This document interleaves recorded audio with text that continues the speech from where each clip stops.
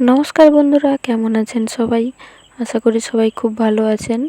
রোজকার মেনুতে আপনাদের অনেক অনেক স্বাগত জানিয়ে আজকের ভিডিওটি শুরু করছি।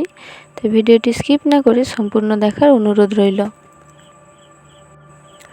আজকে থানকুনি শাকের একদম ভিন্ন রকমের একটি রেসিপি বানাবো।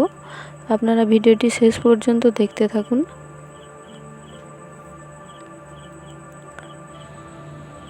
আমি এখানে বাগানে এসে গেছি থানকুনি শাক তুলে নিতে বর্ষার জন্য। দেখুন চারিদিকে শাকের মধ্যেও কেমন ঘাস হয়ে গেছে। আমরা প্রত্যেকেই জানি থানকুনি শাকের উপকারিতার ঝুড়ি মেরা ভার। ছোট থেকে বড় প্রত্যেকেরই পেটের জন্য খুবই উপকারিতা একটি শাক। আমি এখানে শাকগুলো তুলে নিয়েছি এবং ভালো করে পরিষ্কার করে দেখে আমি ধুয়ে কেটে নেব।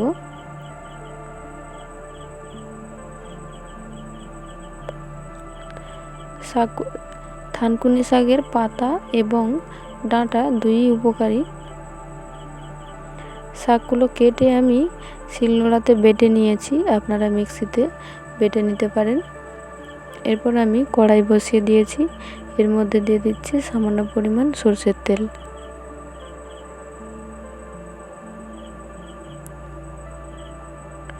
এরপর আমি বেটে রাখা থানকুনি শাক তেলের মধ্যে দিয়ে দিচ্ছি, দিয়ে নেড়ে নিচ্ছি। পুরো রান্নাটি আমি একদম মিডিয়াম আঁচে করে নেব, নইলে শাকটা পুড়ে যেতে পারে।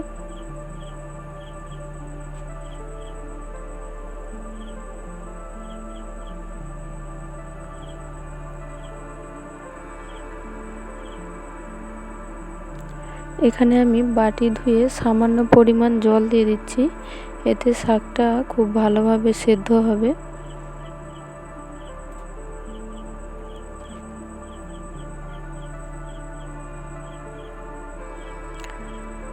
শাকটা ফুটে এলে আমি এর মধ্যে দিয়ে দিচ্ছি পরিমাণ মতো লবণ।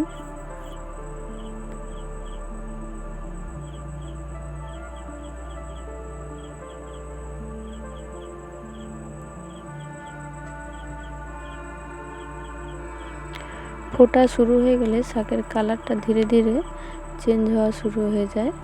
দেখুন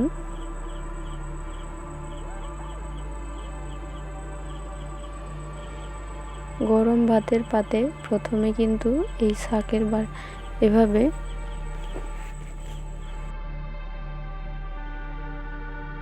হয় এবং উপকারিতা তো আপনারা জানেনই।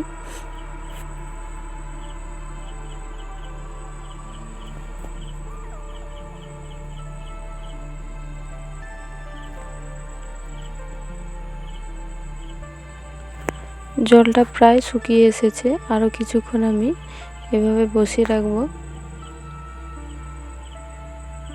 দেখুন এটি একদম রেডি হয়ে গেছে। এরপর আমি কিছুক্ষণ নাড়াচাড়া করে নামিয়ে নিচ্ছি।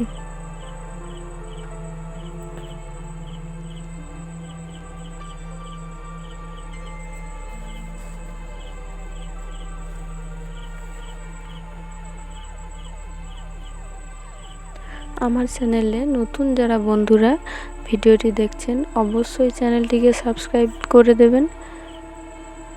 দেখুন আমি একটা বাটির মধ্যে এটিকে ঢেলে নিয়েছি। এরপর আমি উপর থেকে একদম সামান্য পরিমাণ সরষের তেল ছড়িয়ে দিচ্ছি।